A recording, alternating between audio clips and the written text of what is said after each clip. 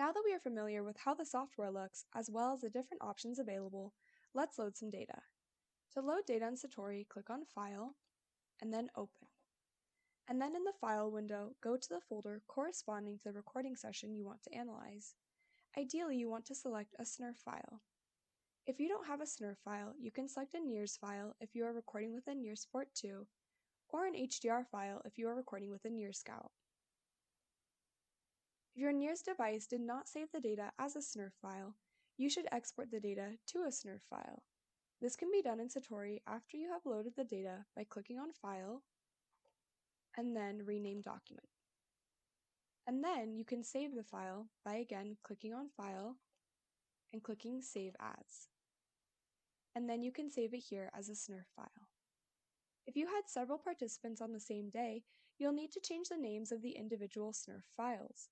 Satori considers the information before the underscore in the file name as participant information, and information after the underscore as session information.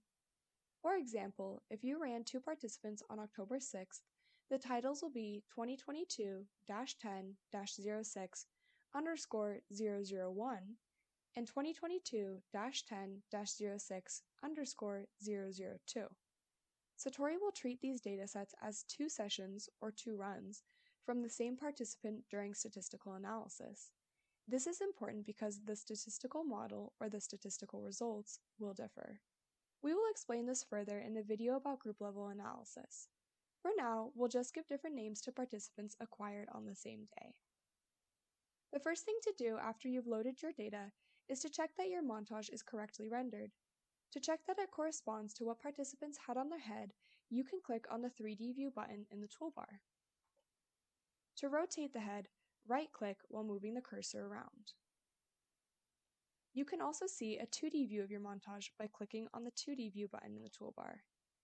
And then you can check that it corresponds to your recording montage in NIRStar or Aurora.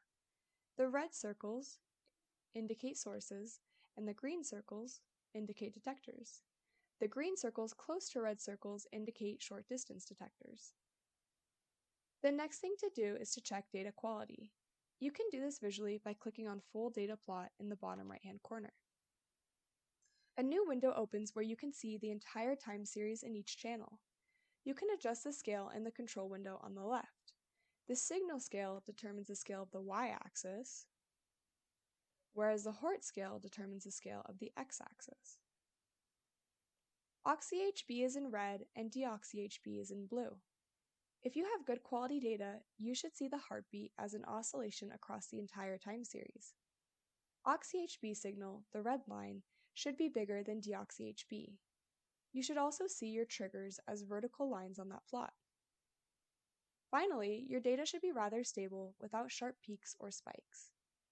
You can also check your data quality from the frequency spectrum. To check it, click on the frequency spectrum button in the toolbar.